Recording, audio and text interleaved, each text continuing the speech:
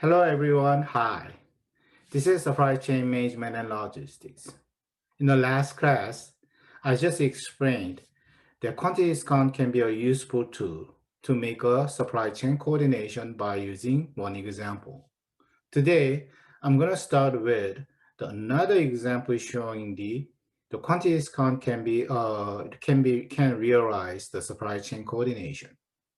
So let me switch the screen to the whiteboard. Okay, so here today, that another example I'm going to show you here, that is the quantity discount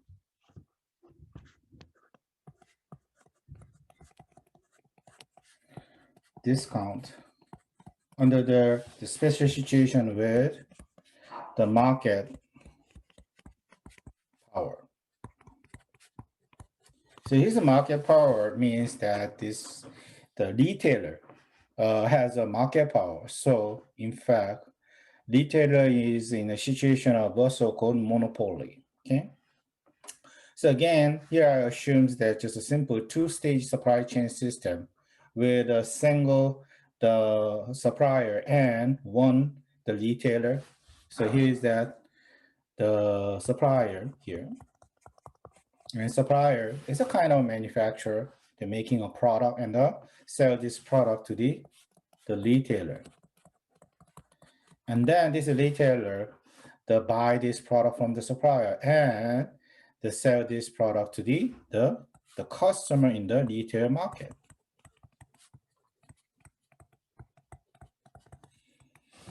Okay, so but on the other hand, we have a kind of additional assumptions that from the previous example. That is what the retailer is the only single that the seller in the retail market. So that's why retailer has a market power, especially monopolistic market power. Okay. So under this situation where the monopoly, okay, so because of there is no competition here, that we have another example, another assumptions, that is how determine the demand at the retail market. Let's say the demand at the retail market, the entire the demand size is D.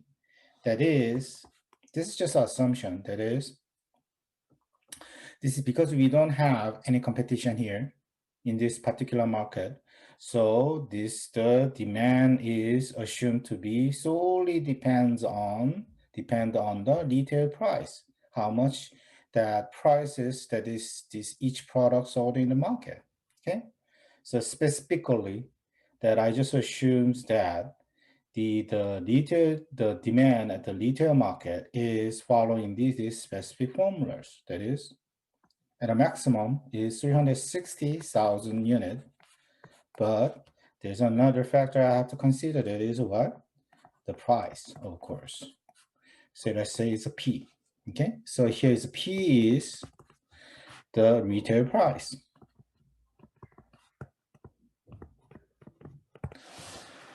So this is kind of a regular way to indicate the relationship between the demand and the price. Of course, if you have a high price, then it's too much expensive, so not many people wanna buy this product. So the demand is normally getting decreased. On the other hand, if the price is going down, then normally the demand is increasing. Okay, so because of this, the minus sign, okay, that we can say that there's a negative relationship between the demand and price here. Okay, so this is specific the formula showing the relationship between the demand and price. Especially this is just one of the assumption. Okay, then what happened is I need to specify some of the details information. That is, let's say the manufacturing cost, the paid by the supplier to make each unit of product. Let's say that is CS is a $2. Okay. And also there's a notation I have to use in the next formula. That is, let's say PR indicating the retail price. This is a kind of prices made by the retailer at the retail market. And then there's another price that is a supplier's price. This is kind of determined by the supplier, and the retailer is supposed to pay this amount to buy the product from the supplier. Okay. And then next, what I'm going to show you is this one. That is, what happened to the supplier's profit?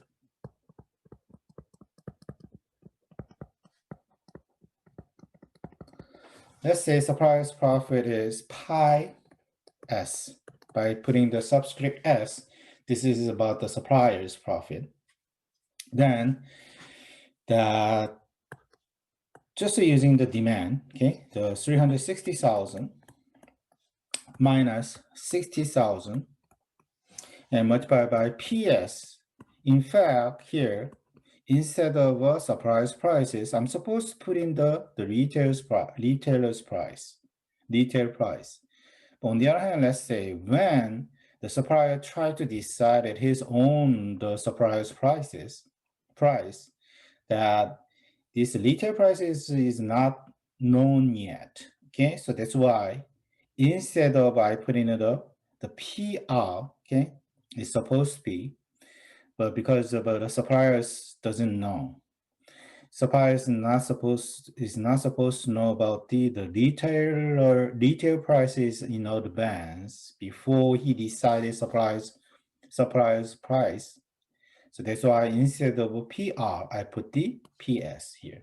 Okay, it's kind of try to approximate it, the demand at the retail price by using the supplier's price instead of a retail price. And then this is an entire supply, the demand in the retail market, and then multiplied by PS, that is a price that made by the supplier, and minus 2. $2 is what? This is the manufacturing cost to make a 1 unit of product by the supplier. Okay, that way we can describe the supplier's profit. So here the question is, how much that the suppliers decided his price, okay, the PS.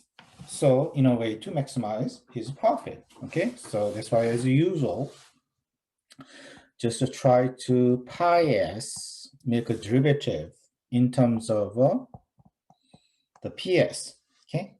So if you do that, that is the first part is become then minus 60,000 and multiplied by PS minus 2, continue, and 360,000 minus 60,000 PS and multiplied by 1, okay, because we have only the PS here, okay. Then what happened here is minus 120,000 PS plus 480,000 equal to 0. So this is the first order condition to drive out the supplier's price to, in a way, to maximize the supplier's profit. Okay, so if you solve that, obviously supplier's price is just $4. Okay, so after all, in order to maximize his profit, supplier is supposed to set his price at the $4. Okay, and then next, what about the retailer profit? So let's say that is pi r. Okay, by putting the subscript r, this is about the retailer's profit. Okay, that is, of course, I have to indicated the retail market demand. Okay, so that is a 360,000 minus 60,000. But at this time, the retailer is supposed to decide his price, the retail price. So instead of the supplier's price, I can use just a PR. Okay, and then multiply by PR is a retail price and a minus, what is that? $4. Where is the $4 is coming from? This is the amount of the money that this retailer is supposed to pay for to buy each unit of product from the supplier. Okay. So again, in order to decide the price, retail price, in a way to maximize the retailer's profit, what I have to do using the derivative again. At this time is the retailer's profit, and in terms of a retailer's retail price. Okay, so that is still, again, this is our mathematics. 60,000 multiplied by the PR minus 4 plus 360,000 minus 60,000 PR. Okay, that's all.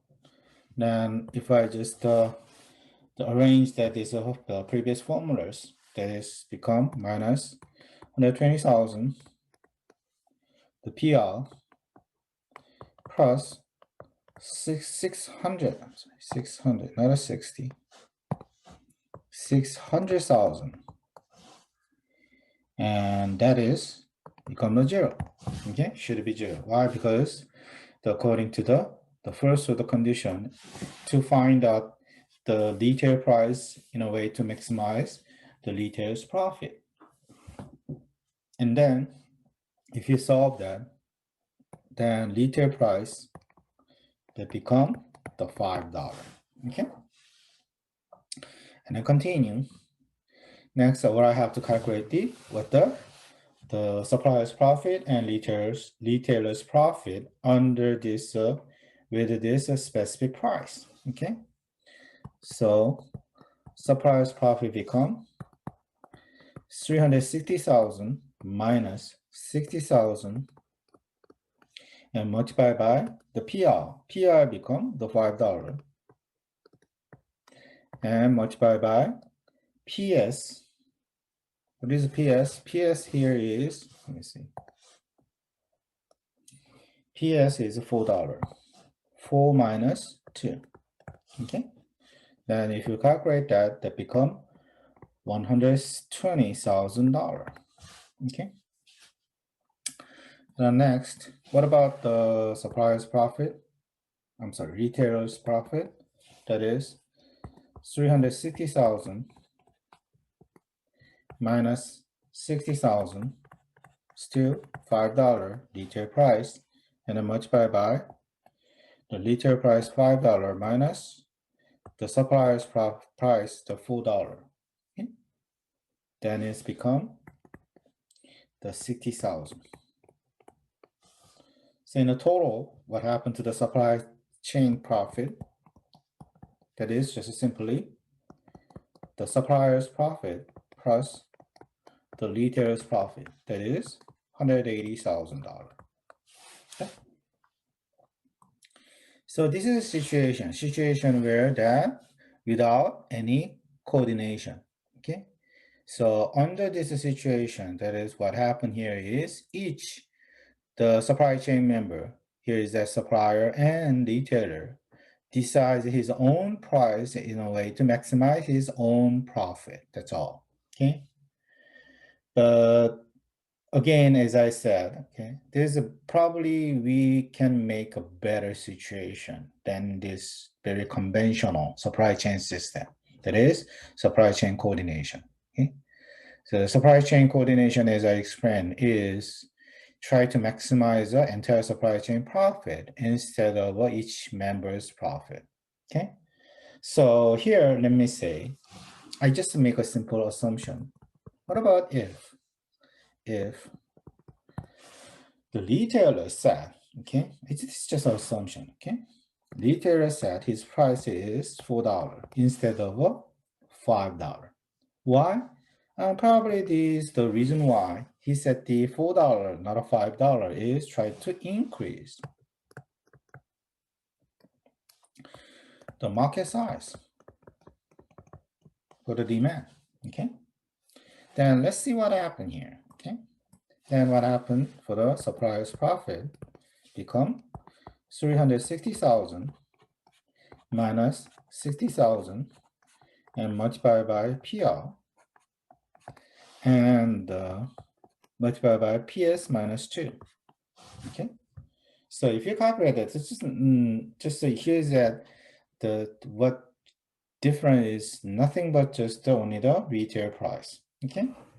So that become $240,000. Okay. But what about the retailer's profit?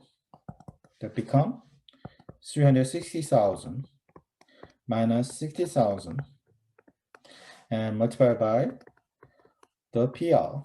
Okay, still $4. And then PR minus PS. In this case, is actually the PR and the PS is the same. So that's why this is just definitely just a zero, just zero profit. On the other hand, if I continue that, what happened to the entire supply chain system? The profit actually become PS plus PR become $240,000. So can you see that? In the previous cases, when each supply chain member, the supplier and retailer, decided his own price in a way to maximize his own profit, the total supply chain profit become the $180,000. But on the other hand, here in these cases, okay, the retailer set the $4 instead of $5. Okay, then what happened is the total supply chain profit become $240,000. Okay, so it's more. Okay, it's the total supply chain profit increased. Okay, so in fact, what happened here is it's this one. Okay, so what happened in this case is the supplier's profit increased a lot, okay, compared to the previous cases without coordination, okay. So here from the 120,000 to the 240,000 is doubled, okay. But there's one little problem. It's not a little, could be serious. That is, under the coordination cases, these second cases, the retailer actually make no profit at all, even though without coordination in the previous cases, the retailer made some profit, okay? So probably in this case, even though in the second case, we are able to increase total supply chain profit and we realize supply chain coordination, but still the problem here is that the retailer have to sacrifice his profit. There's no profit at all. Once retailer knows about this, he's not going to participate in this supply chain coordination at all, okay? So in that cases, the supply chain coordination will not be realized because that we can hold the supply chain coordination only when that every supply chain membership, they coordinate each other, okay? They participate in the supply chain coordination, no matter what that coordination program is, okay?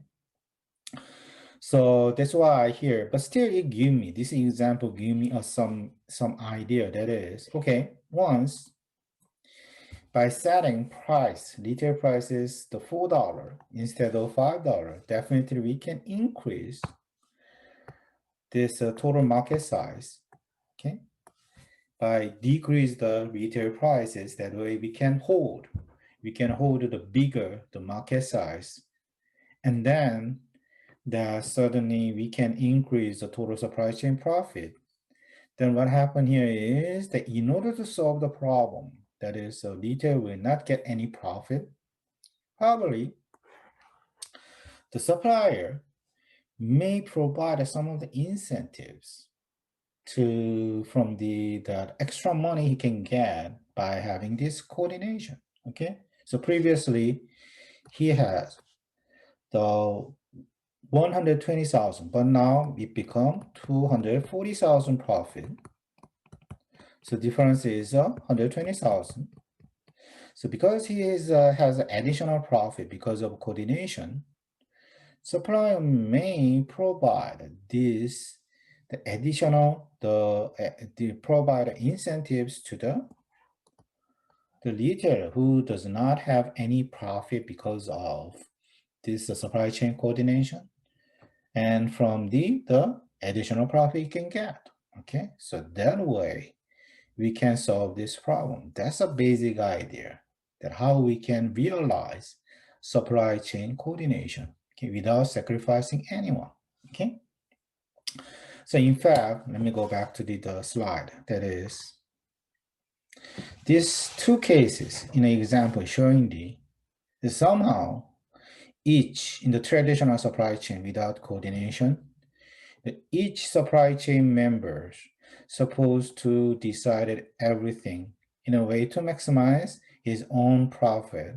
Okay, then what happens is that it is very possible that supply chain system will have so-called double marginalization.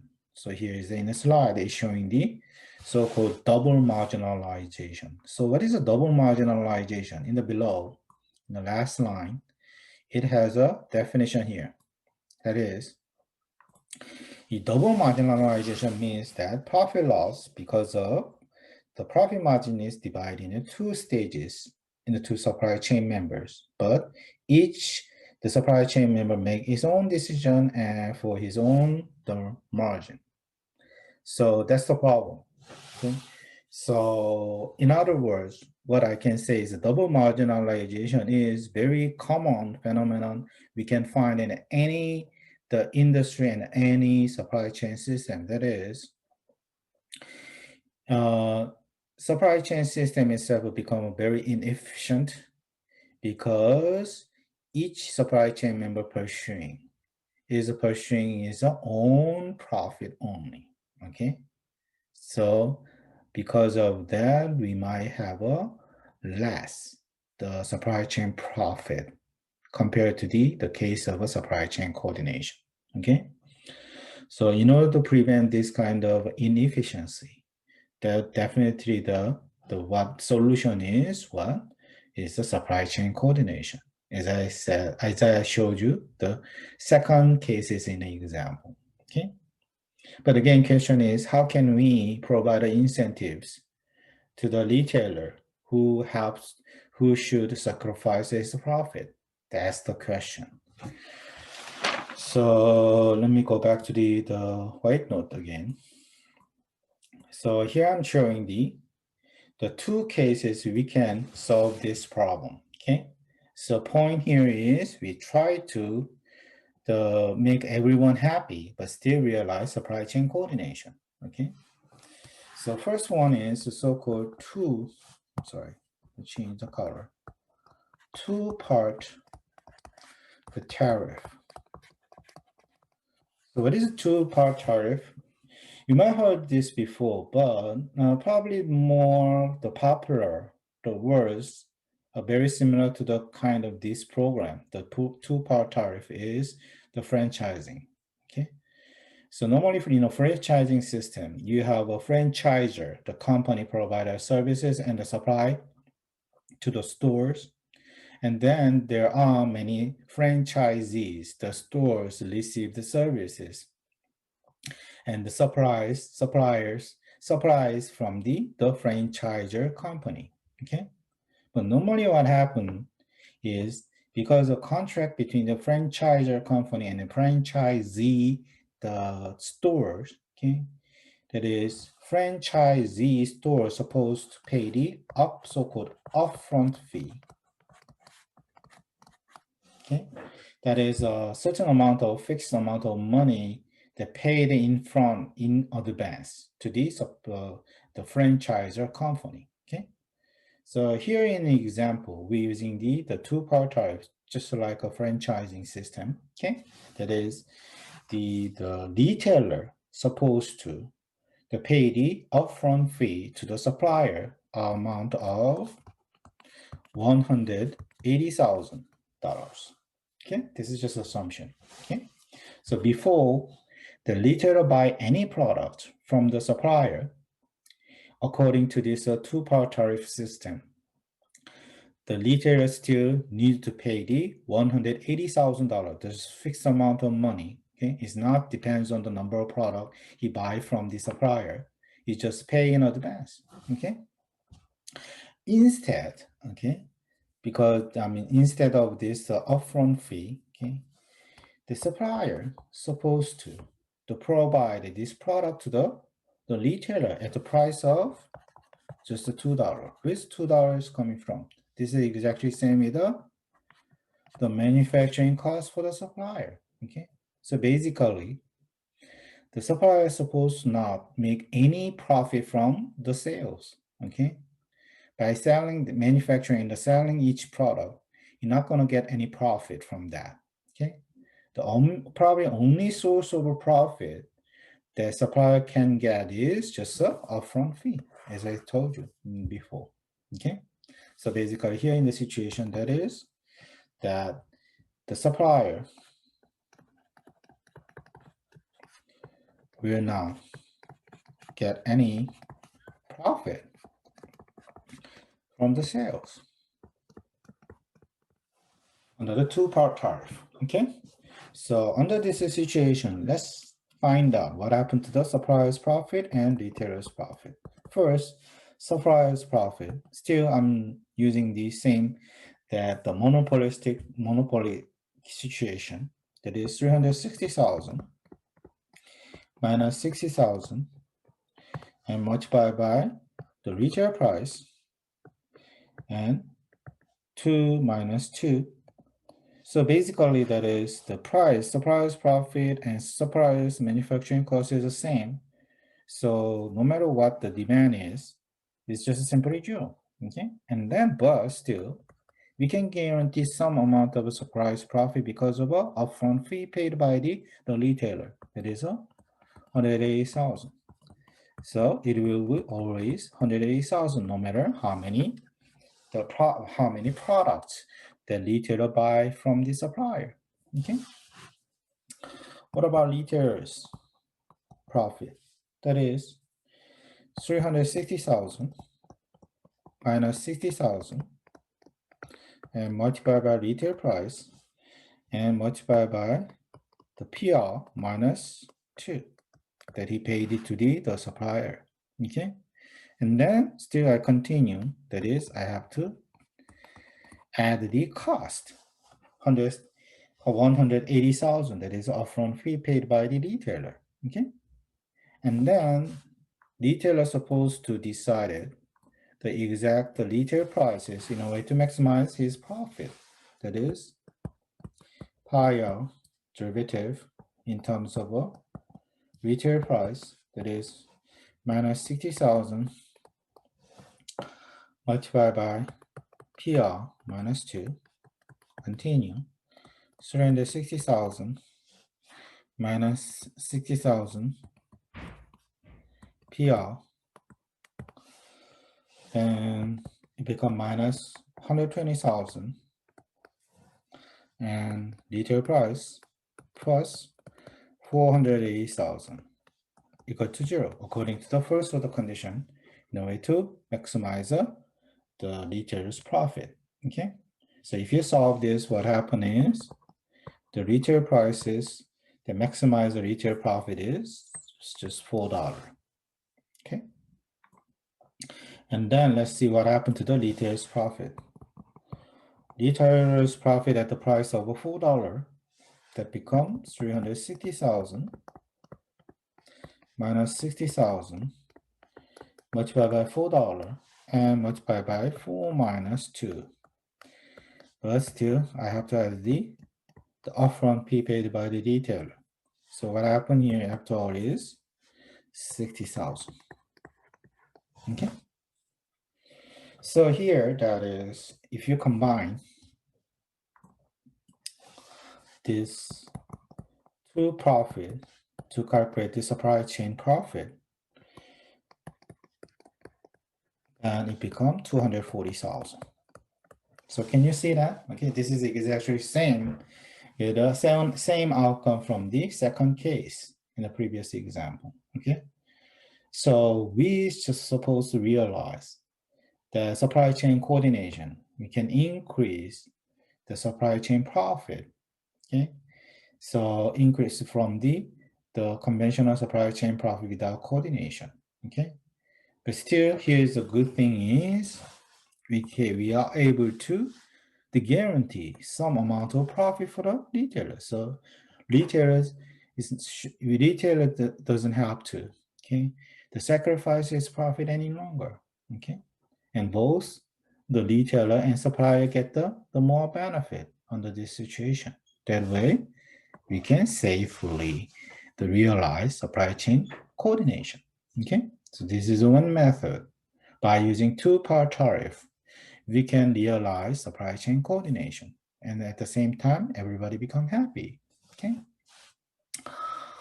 Then this is one case, one method. There's another one that is a so-called the volume based the quantity discount.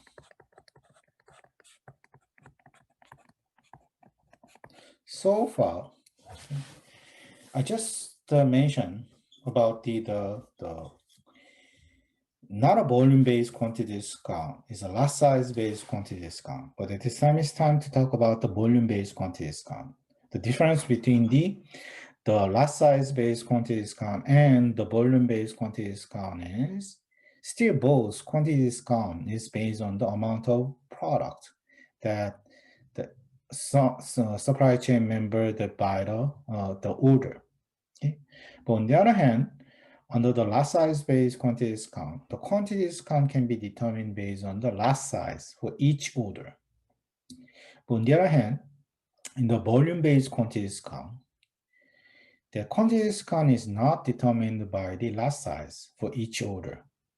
It determines entire volume, the volume of order made by a certain period, normally 1 year. Okay? So that's the difference between the lot size-based quantity discount and volume-based quantity discount. But at this time, I'm going to show you how the volume-based quantity discount can realize supply chain coordination. Okay. So let's say the supplier provided the quantity discount scheme. So here is saying is depends on retailer buy a product for a year. Okay. The price they have to pay is different. So this is a PS. If the retailer buy the less than 120,000 in a year, the price they have to pay is just $4. On the other hand, if the retailer order more than equal to 120,000 unit in a year, then the price is getting down is 50 cents by 50 cents. So it's a $3.50 at the supplier's price. Okay. So once the retailer see this, the quantity discount scheme, okay, then definitely the retailer will order how much? Will buy how much? Less than 120,000 or greater than the 120,000? No, exactly 120,000 units. At the price of $3.5. Why? I mean, if the retailer buy less than 120,000, he cannot get a benefit of a discount. On the other hand, he's not going to order more than 120,000. Why? It's going to be what? Just increase his the inventory. So probably the best choice is just choosing the exact 120,000. That way, he doesn't have to increase the inventory and get the benefit of a discount. Okay. Then what happened here? So let's calculate the supplier's profit and retailer's profit. Retailer's profit first. What happened to the retailer's profit? That is 360,000 still minus 60,000 multiplied by $4 and multiplied by 4. Okay. And then minus 120,000 multiplied by 3.5.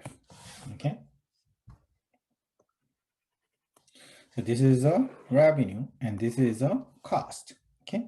That you have to pay the supplier. Then if you calculate that, that becomes $60,000. Okay. Then what happens to supplier's profit? Supplier's profit become 120,000. Okay. That much the retailer is supposed to buy. And then at the price of what? $3.5. And then minus the supplier's manufacturing cost is $2. So if you calculate that, that become $180,000. Okay.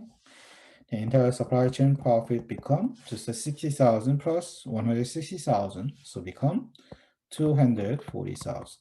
Again, this is the exactly same outcome from the second case in the previous example, and also the case of two-part tariff. Okay, so this is exactly same with the two-part tariff.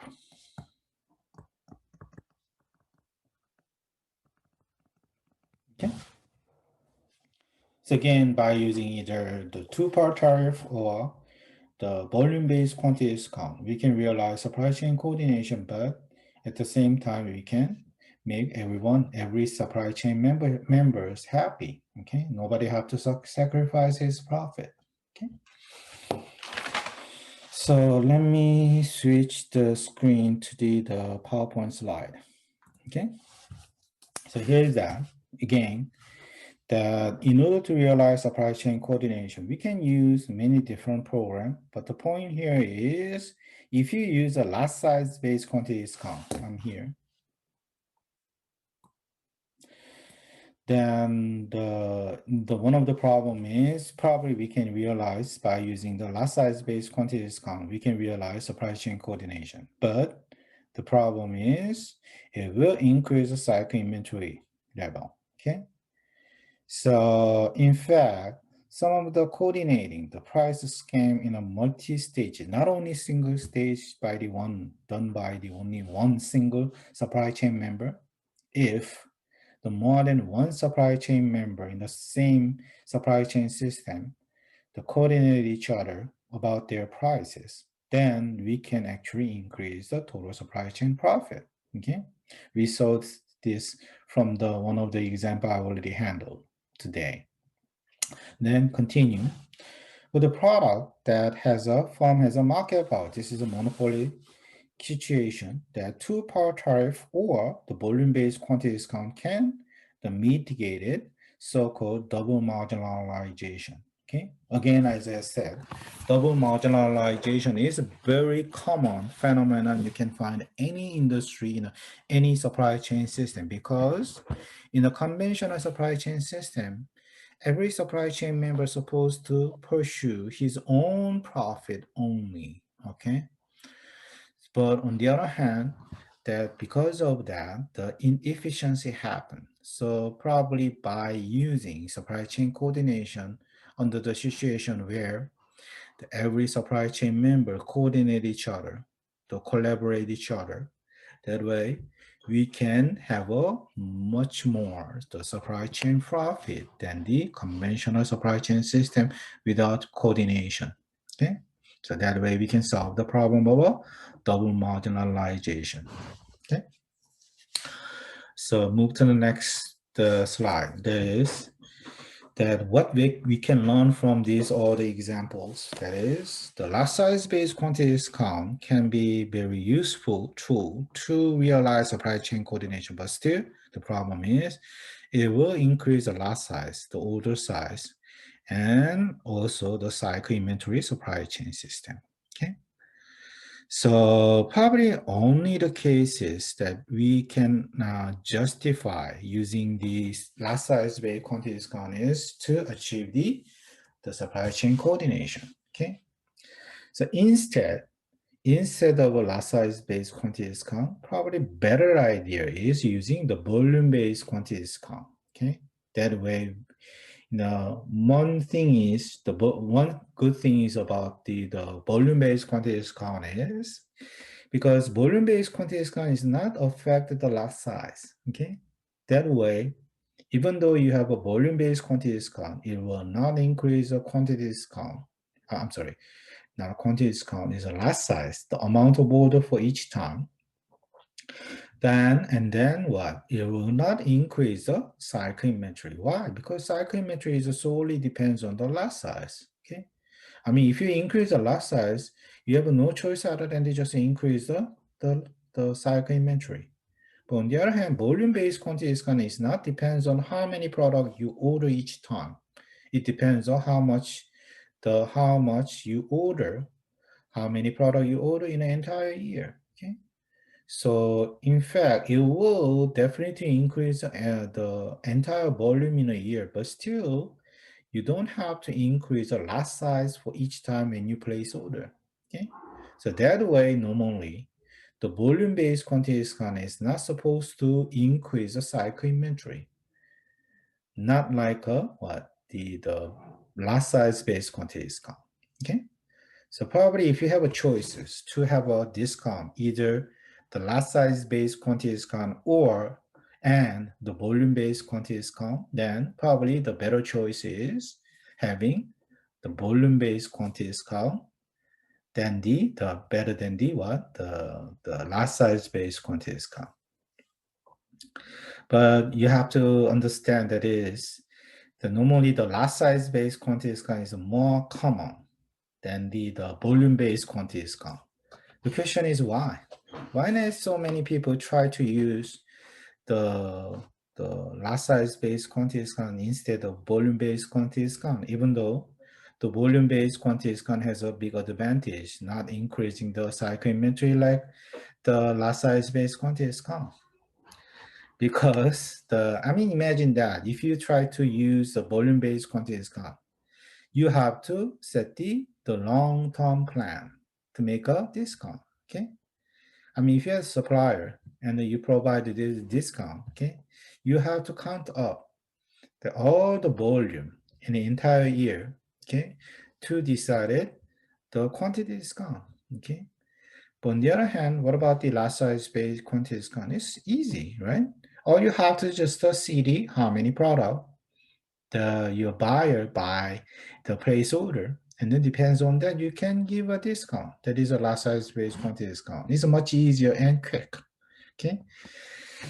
But on the other hand, I have to say that is volume based quantity discount certainly have a significant advantage than compared with the lot size based quantity discount. But still, I mean, lot size based quantity discount is more common and popular. Is a frequently used, more frequently used than the volume-based quantity discount because the lot size-based quantity discount is much easier to apply. Okay. Now continue. The discount I wanna say is about the trade promotion. So what is the trade promotion? Trade promotion is different from the quantity discount as we learned. Okay, that is, this is a kind of discount not depends on the volume, okay, number of product you order. It depends on the period, a certain period. So trade promotion is kind of short-term the sales, okay? So it's only provide this discount only the limited period of time, okay? So normally once the sales, the period is over, then the price supposed to be going up again, become the original price, okay? So question is why so many company try to use this trade promotion? Probably they may have a different object, okay, objectives. They try to use this trade promotion to increase the demand, or they find out currently their inventory level too high, so try to get rid of some amount of inventory by using trade promotion, okay? Or sometimes you find the competitor is very significant, okay?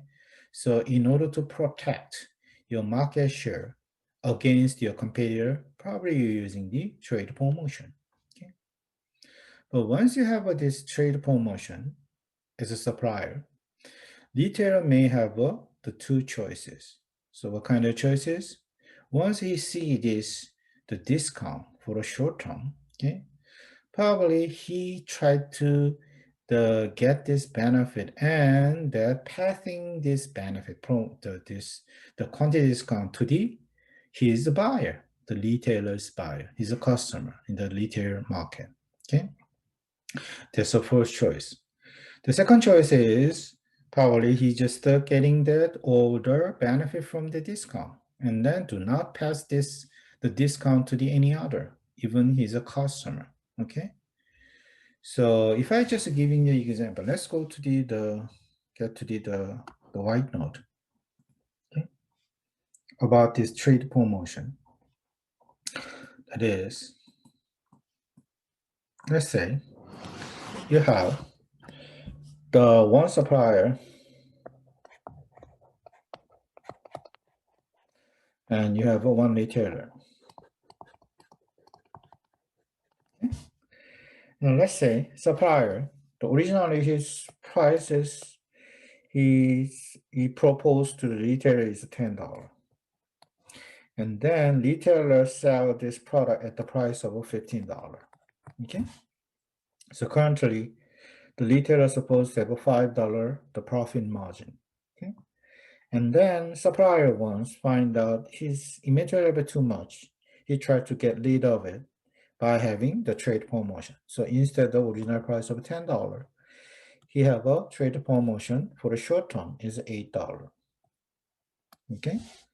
So that way retailer during this particular time of period, retailer can get a benefit of a $2 discount to buy each product. Okay. But under this situation, okay, as I said, the retailer may have a two choice.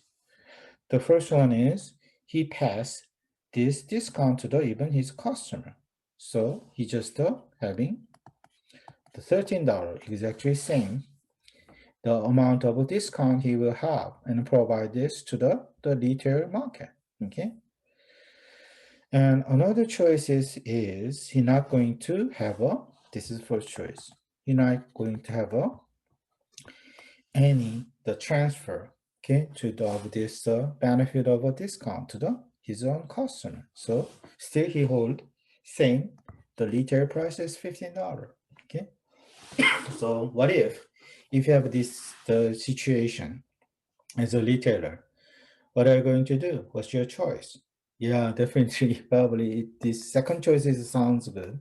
Why? Because I can get, as a retailer, I'm just selfish. Okay. So I'm trying to get all the benefit from the supplier's promotion.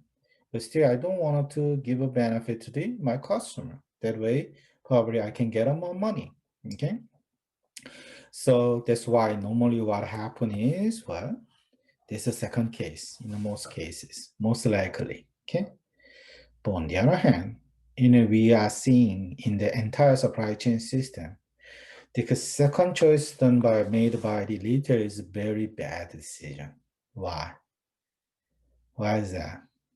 Because if it doesn't provide any the discount to his customer, but solely receive the benefit of a discount from the supplier, then what happens is, well, normally his cycle inventory will definitely increase. He will have more the inventory in his warehouse. Why? Because normally what happens is once retailer sees that the promotion from the supplier, he's supposed to buy a more product. Why? Because only during this particular limited time period, he can get a benefit of a discount. But after the period is over, the price is the getting back to the original price is going up. So that's why before this sales period is over, okay, he will buy a more product even though more than that he need right now. Okay, he gonna order more normally. Okay, that is a so-called forward buying. Okay, he going to buy a more product in advance to get a benefit of the discount before the sales period is over. Okay, so definitely it will increase his the inventory.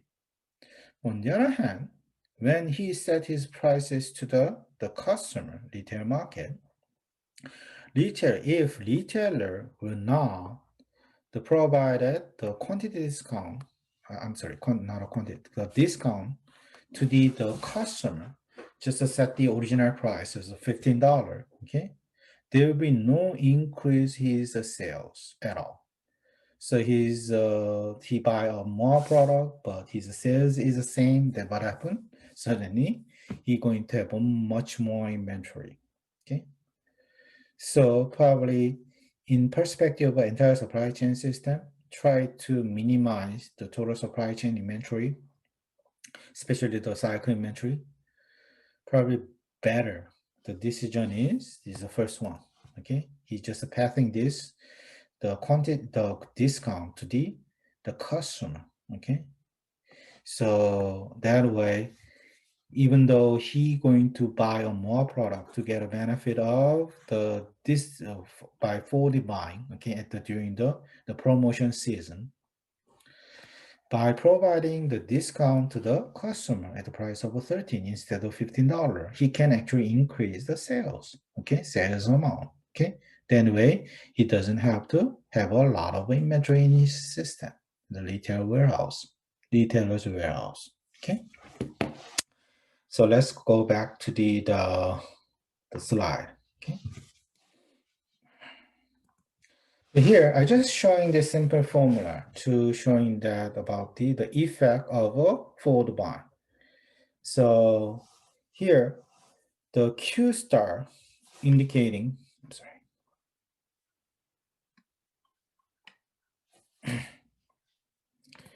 The Q star here indicating just the amount of order without discount, without promotion. What about the QD? QD indicating this is the amount of order with the promotion, okay? So what happened is, if I just indicate that formula, you don't have to getting details about this, but anyhow, if I describe this, the lot size with promotion, it looks like this.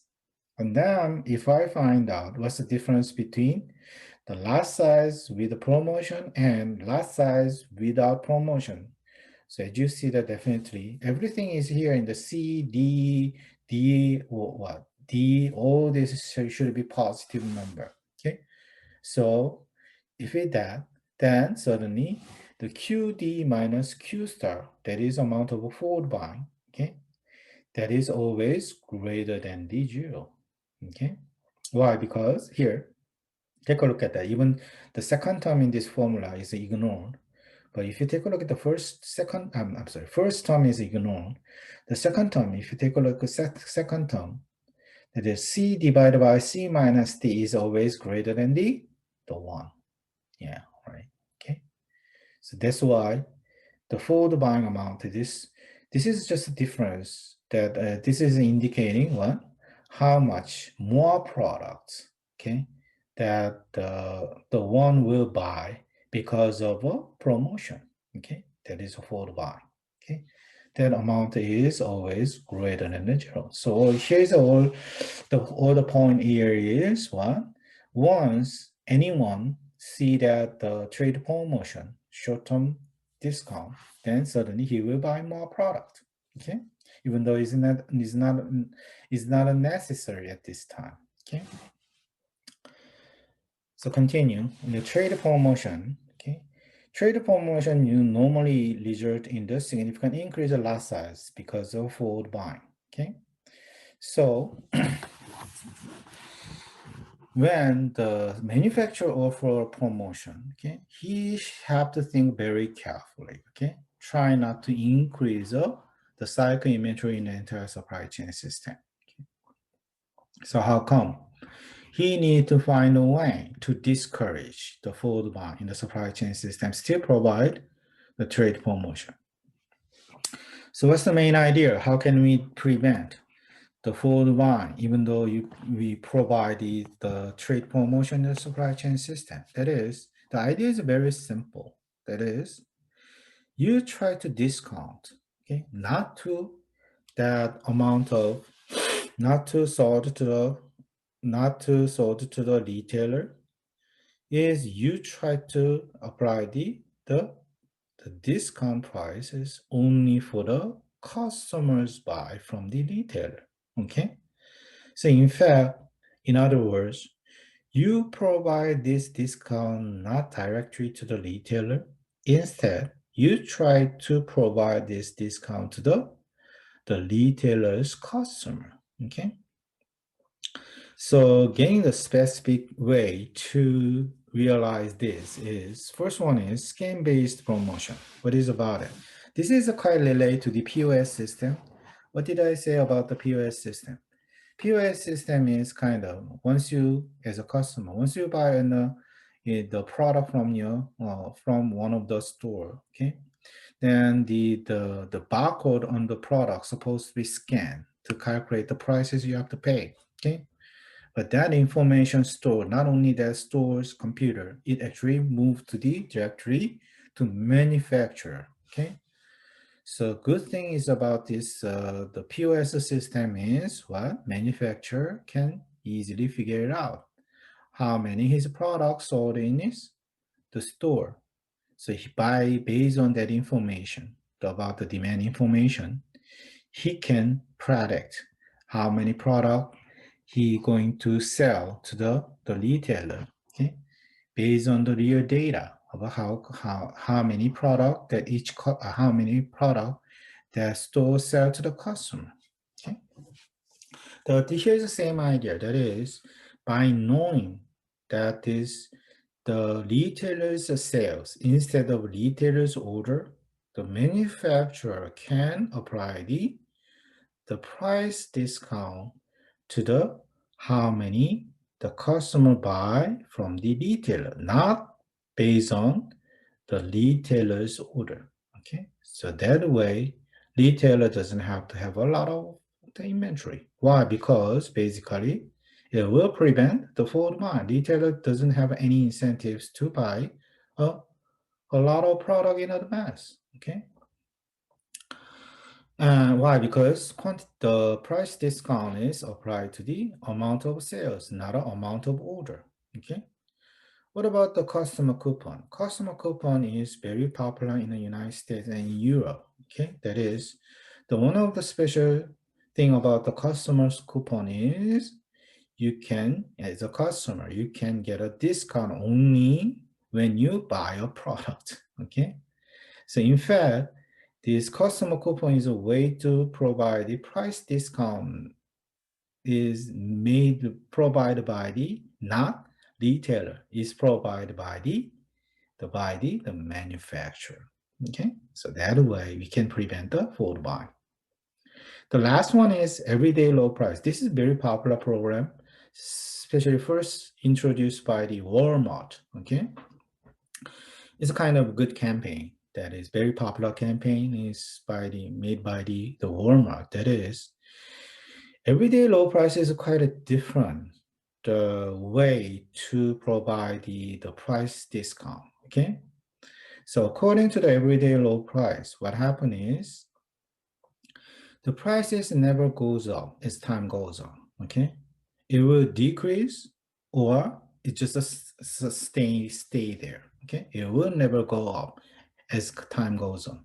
Okay, so like what the tomorrow's prices is compared to the today's price is always getting smaller or the same. It will not the higher. Okay, so that's the point. So question is, what's the benefit of a everyday low price? Yeah, still you can get as a customer, you can get the price discount, that benefit, but still as a customer, you don't have any motive to have a forward buy. Why? Because, I mean, as time goes on, the prices never goes up, okay? It's like a trade promotion, okay? So that's why you don't have to buy a lot of product in advance. You will lose the money. Why? Because price is always either that getting down or same. It will never goes up. So I don't have any motives to buy a more product in advance today. Okay. So that way we can prevent the forward buying, and we don't have to have a lot of inventory in the supply chain system. Okay. Before I move to the next pages, I think it's a good time to stop, okay? Because we spent a lot of time already, okay? So let me continue with this in the next time, okay? So that's it for today. See you next time. Bye.